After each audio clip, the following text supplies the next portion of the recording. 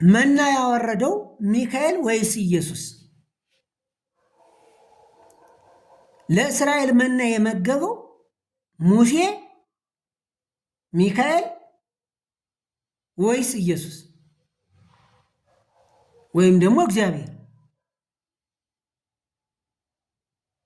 እስኪ ጎሳ ልብ የጥበበ ወልቡና ለውዳሴ ከጥዑመ ዜና ቅዱስ ሚካኤል ልማድከ ግብረትንትና አንተኑ ዘመርሃይኮም ውፍና ወአንተኑ ለእስራኤል ዛውረድ ከመና መንገድን የመራሃቸው አንተው ነህ፣ ለእስራኤል መና ያወረድክላቸውም አንተው ነህ ነው የሚል። ጥሩ። እንዲህ ከሆነ ወደ እግዚአብሔር ቃል እንሂድ። ዮሐንስ ወንጌል ምዕራፍ 6 ከቁጥር 31 ላይ ምን ይላል? አይሁድና ክርስቶስ እየተከራከሩ ነበር።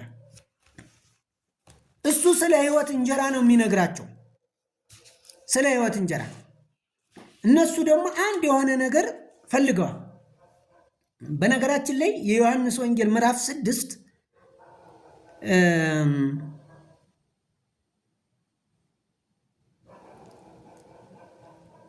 5 እንጀራ እና 2 ዓሣ አበርክቶ ያበላበት ስፍራ ነው። ከዚያ ወዲያ ነው ይህ ክርክር የተነሳው። ከዚያ ወዲያ ነው እኔ የሕይወት እንጀራ ነኝ እኔ የሚለው የተነሳው። ለዚያ ነው ስጋዬን የበላ ደሜን የጠጣ የሚለውም ከዚህ የተነሳ ነው። እርሱ በነገራችን ላይ ስለ ስጋና ስለ ደም አይደለም፣ ስለ ስጋው ደሙም አይደለም። እሱ ሐሳብ በሌላ ጊዜ እንመጣበታለን። ግን ሐሳቡ እኔን ወደ እኔ የሚመጣ ወደ እኔ የሚያምን እኔን የሚያምን ለማለት ነው፣ ቃሉን ነው። እሺ አሁን ወደ ተነሳንበት ሐሳብ እንሂድ። እንግዲህ ይበሉ ዘንድ ከሰማይ እንጀራ ሰጣቸው ተብሎ እንደተጻፈ አባቶቻችን በምድረ በዳ መና በሉ አሉት። ኢየሱስም እውነት እውነት እላችኋለሁ እውነተኛ እንጀራ ከሰማይ የሚሰጣችሁ አባቴ ነው እንጂ ከሰማይ እንጀራ የሰጣችሁ ሙሴ አይደለም። እነሱ ሙሴ ነው እያሉ ነው። ማን? አይሁዳውያን። የእኛ አገር ሊቃውንት ደግሞ ሚካኤል ነው።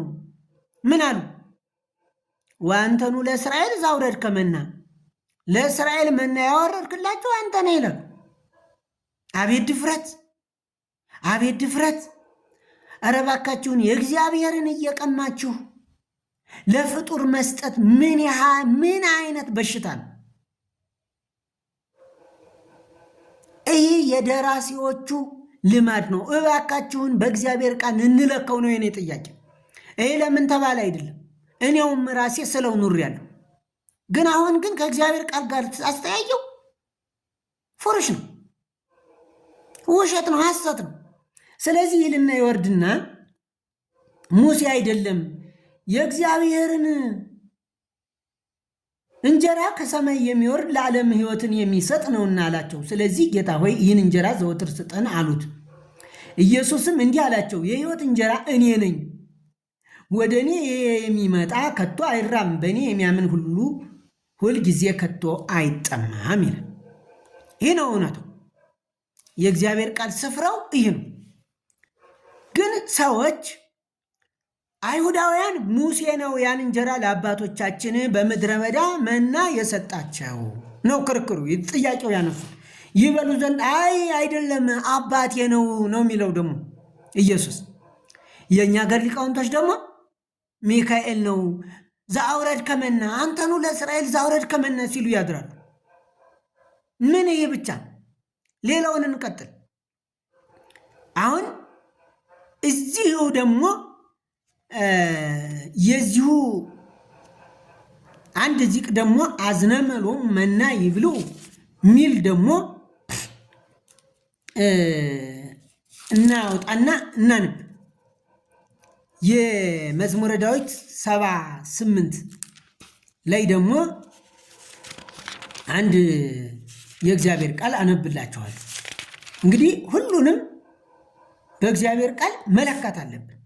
በእግዚአብሔር ቃል ያልተለካ ነገር ምንም ጥቅም የለውም። አዝነመሎም መና ይብሉ ወውሃቦሙ ህብስተ ሰማይ ሐዋዘሎሙ ማየ ሕይወት ዘትረኮክ ፈልፈለ ነቅ ዘኢይነጽፍ ወአዘዘ ደመና በላዕሉ ወአርኀ ውሃተ ሰማይ ወውሃቦሙ ህብስተ ሰማይ ወህብስተ መላእክቱ በልዑ ዋለ እምሕያው። አሁን እዚህ ላይ እንዲሁ በደፈነው ሚካኤል የሚል ስያሜና ጥሪ ባይኖረው ግን ይህን እያደረክ ያለህ ሚካኤል ነህ ነው ሊቃውንቱ እያሉ ያሉ። ምክንያቱም ከላይ መልኩን ካየነው ዘመራዊ ኮሙፍና ወአንተኑ ለእስራኤል ተውረድ ከመና ብሏል። ቅዱስ ሚካኤል ልማድ ግብረትትና ብሏል። መልኩንና ዚቁን ካዋህድ ነው ሚካኤል ነው ለዚህም ተጠሪ የሚሆነው። እሺ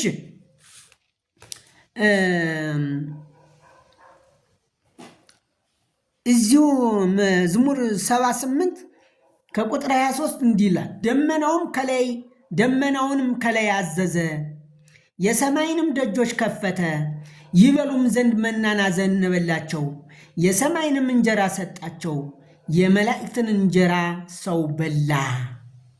ማን? እግዚአብሔር። ከቁጥር 14 ደግሞ ቀን በደመና መራቸው። ማን? እግዚአብሔር። ሌሊቱንም ሁሉ በእሳት ብርሃን፣ አለቱን በምድረ በዳ ሰነጠቀ። ዘትረኮክ የሚለው ከጥልቅ እንደሚገኝ ያህል በብዙ አጠጣቸው፣ ውሃን ከጭንጫ አወጣ፣ ውሃንም እንደ ወንዞች አፈሰሰ ይላል። ማን? እግዚአብሔር። የእግዚአብሔር ምስጋና። ምክንያቱም ሲነሳ ተስፋቸውን በእግዚአብሔር እንዲያደርጉ የእግዚአብሔርንም ስራ እንዳይረሱ ትእዛዙን እንዲጠብቁ እንደ አባቶቻቸው እንዳይሆኑ ጠማማና የምታስመርር ትውልድ ልቧን ያላቀናች ትውልድ ነፍሷን በእግዚአብሔር ዘንድ ያልታመነች የኤፍሬም ልጆች ለሰልፍ ታጥቀው ቀስትንም ገትረው እያለ ነው የሚሄደው። በግብፅ ሀገር በጣኒዎስ በረሃ በአባቶቻቸው ፊት የሰራውን ታምራት ማን? እግዚአብሔር። ባህርን ከፍሎ አሳለፋቸው፣ ውኆችንን እንደ ክምር አቆመ ካለ በኋላ ነው የእግዚአብሔር ኪዳን አልጠበቁም እያለ ይህን ሀሳብ እየተናገረ መጥቶ ነው እንግዲህ። ስለዚህ በምን መንገድ ነው? አዝነመሎሙ መናን ከሰማይ አወረደላቸው፣ አዋዘሎሙ የሕይወትን ውሃ ከአለት አፈለቀላቸው። ዘኢይነጽፍ ይላል። ያው መጽሐፉ ላይ የሌለው እና ሚካኤል በየት ሁኔታ ነው ይህንን የሚያፈሰውስ የሚያመጣው? እባካችሁን ሊቃውንት በመድኃኔ ዓለም እንደው ለምናችኋለሁ፣ ይህንን ከቃሉ ጋር አስተያዩት። ይህን መዝሙር እኮ በየቀኑ የምንነበንበው እኮ ነው።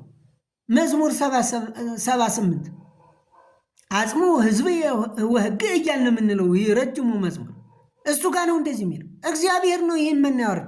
ሚካኤል ምንም እንደዚህ የማድረግ መብት የለውም። ፍጡር እኮ ነው። እንቀጥል። አሁንም ለህንብርትከ ሚል ነጋነግ አንተ በአዝንሞ መና ምውቅ በገዳም ዘሴሰይኮሙ ለነገደ ኅሬ ደቂቅ ሴስየኒ ሚካኤል ሕገ ከዘ ጽድቅ ይላል። ደግሞ ምንድን ነው? እስኪ ወረውን ልበልላችሁ። በገዳም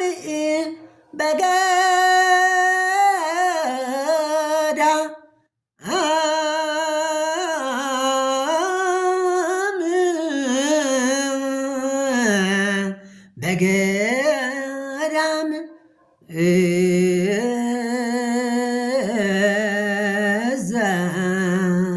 ዘሴሰይኮ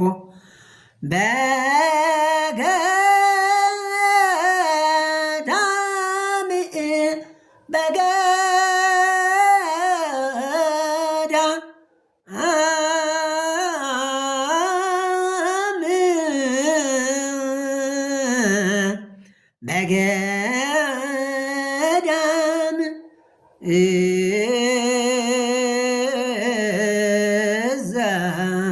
ዘሴሰይኮ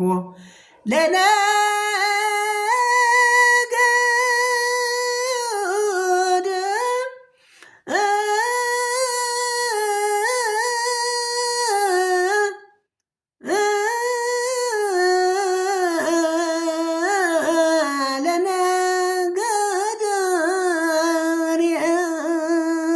ደኪ። ይሄ ደግሞ ምንድን ነው የሚለው? በየማለዳው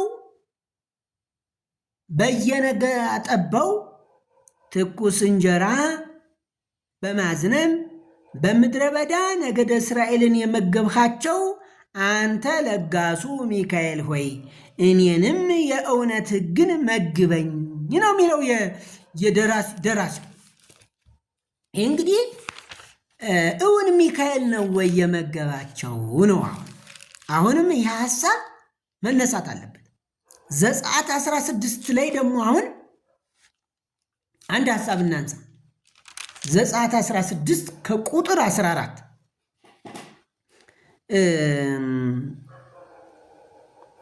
ከቁጥር 4 እስከ 14 እውን ለመናገር አሁን በገዳም ዘሴሰይኮሙ ለነገደ ኅሩየ ደቂቅ ለእስራኤል ነገዶች በገዳም በምድረ በዳ የመገብካቸው አንተ ነህ። ማን? ሚካኤል ሴስየኒ። እንደገና ደግሞ ሕግ ደግሞ የእግዚአብሔር ነው። እንዲሁ የመላእክት እንዴት ያለ ሕግ ነው ያላቸው? እነሱ ለእኛ የጽድቅ ሕግ የሚመግቡን ምንድን ነው? ወንጌል እንኳን መስበክ የነሱ አልተሰጣቸው። እንደውም የጴጥሮስ መልእክት ላይ ይህን ይመኙታል ነው የሚል። ይህንን ወንጌል የመስበክ የመናገር የሰዎች ነው። እስኪ እንዲህ ከሆነ በየማለዳው በየነጋ ጠባው ትኩስ እንጀራ በማዝነብ ይሰጣቸው የነበረ ማን? እግዚአብሔር ነው ወይስ ሚካኤል? እስኪ እንየው።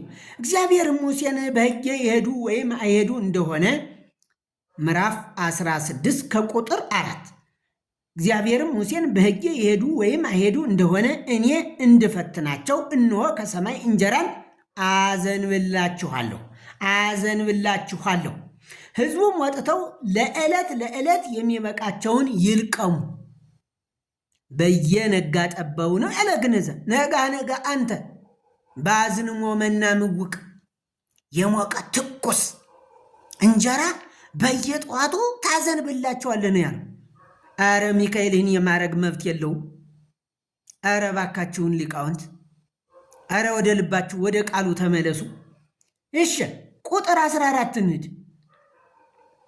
እንዲህም ሆነ በመሸ ጊዜ ድርጭቶች መጡ፣ ሰፈሩን ከደኑ። ማለዳ በሰፈሩም ዙሪያ ጠል ወድቆ ነበረ።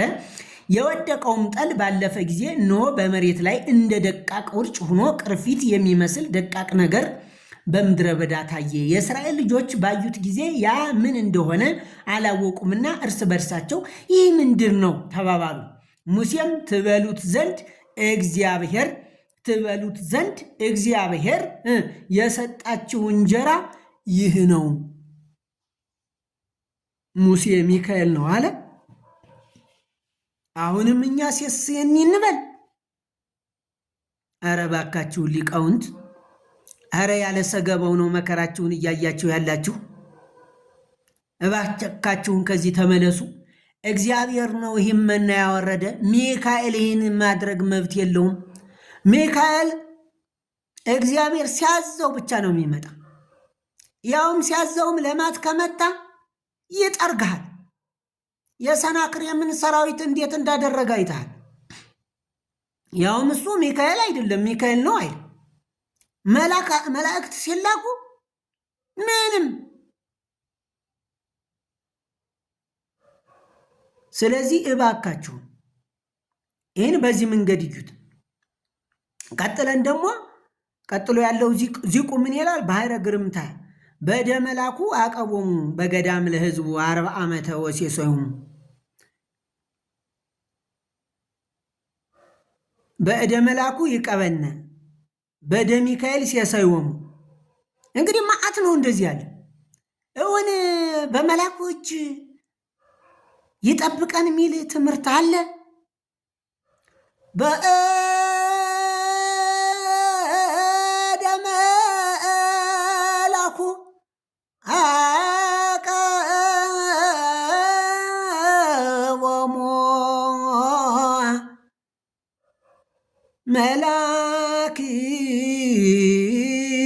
መላኪለ እስራኤል በእደ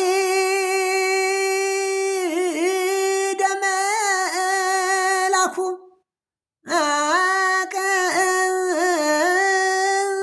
አቀቦሙ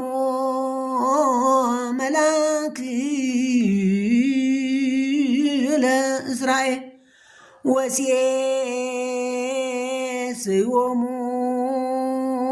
መና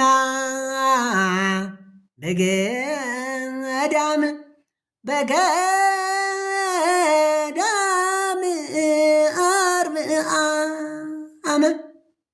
ይህ ደግሞ እንግዲህ አሁንም በእደ ሚካኤል በእደ መላኩ ይቀበን በእደ መላኩ አቀቦሙ ጠበቃቸው 40 ዓመትም መገባቸው ነው የሚል። እስኪ ይህንም ደግሞ እንየው። ዘዳግም 26:6 ምን ይላል? እውን ሚካኤል ነው የመገባቸው ነው እግዚአብሔር? ሊቃውንት ወደ ቃሉ እንምጣ።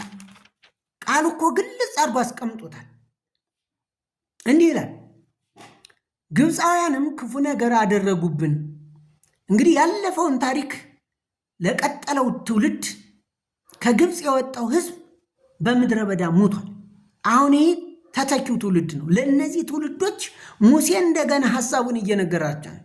ዘዳግም በነገራችን ላይ ለሁለተኛው ትውልድ የተነገረ መጽሐፍ ነው። ግብፃውያን ክፉ ነገር አደረጉብን፣ አስጨነቁንም፣ በላያችንም ጽኑ ከባድ ስራ ጫኑብን። ወደ አባቶቻችንም አምላክ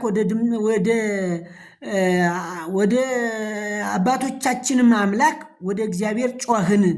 እግዚአብሔርም ድምፃችንን ሰማ፣ ጭንቃችንንም ድካማችንንም ክፋታችንንም አየ።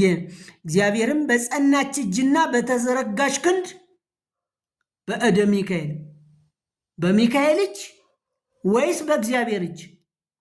በጸናች እጅና በተዘረጋች ክንድ በታላቅም ድንጋጤ በታምራትም በድንቅ ከግብፅ አወጣን። ማን? እግዚአብሔር። ወደዚህ ስፍራም አገባን፣ ወተትና ማር የምታፈሰውን ይህችን ምድር ሰጠን። ምን ባለች? በጸናች እጅና በተዘረጋች ክንድ።